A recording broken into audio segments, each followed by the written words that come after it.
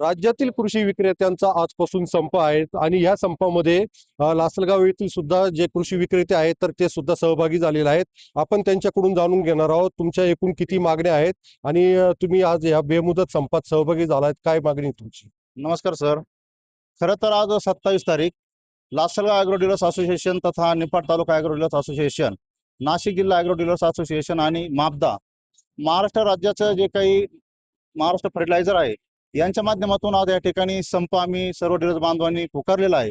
याचं खरं कारण जर सांगायचं जर झालं तर रासायनिक खतांची काय या ठिकाणी लिंकिंग होते, ती लिंकिंग प्रकर्षाने या ठिकाणी थांबवली गेली पाहिजे.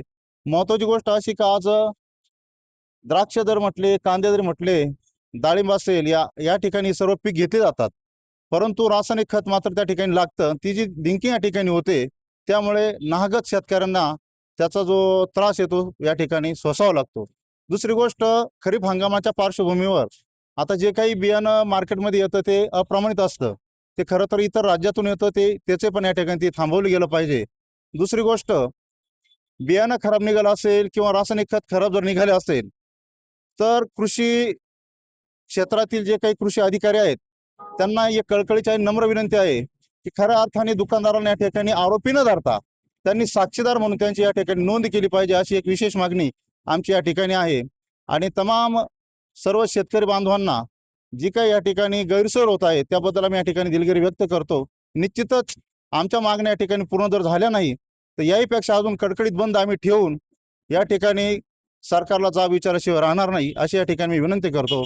आणि लासलगाव ॲग्रो डीलर्स असोसिएशनच्या वतीने मी सर्व डीलर्स बांधवांना आवाहन करतो की जोपर्यंत मापदाचा आपल्याला पूर्णपणे पाठिंबा या ठिकाणी मिळालेला आहेच, परंतु ते पत्र आपल्याला मिळत नाही तोपर्यंत आपण बंदमध्ये सहभागी राहणार आहोत, याची विशेषतः काळजी आपण घ्यायची आहे. शेतकरी बांधवांच्या झालेल्या त्रासाबद्दल, गैरसोयीबद्दल आम्ही या ठिकाणी निश्चितच त्यांची माफी मागतो. परंतु येणाऱ्या काळामध्ये जे जे काही लागेल ते या ठिकाणी बिलानुसारच त्यांनी घेतलं पाहिजे. विदाऊट बिलामध्ये खरेदी जर केलं तर निश्चितच आपली त्या ठिकाणी फसवणूक होते, असं या ठिकाणी मला शेतकरी बांधवांना सांगायचं आहे. तुम्ही या ठिकाणी आमची मुलाखत घेतली त्याबद्दल तुमचे एकंदरीत पाहता या ठिकाणी जर बघितलं तर कंपन्यांकडून केली जात असलेली खताची लिंकिंग यासह एकूण 9 मागण्यांसाठी या ठिकाणी कृषी विक्रेत्यांच्या बंदमध्ये लासलगाव येथील सुद्धा जे कृषी विक्रेते हे सहभागी झालेले आहेत. उमेश पारिक, टी9 मराठी, लासलगाव, नाशिक.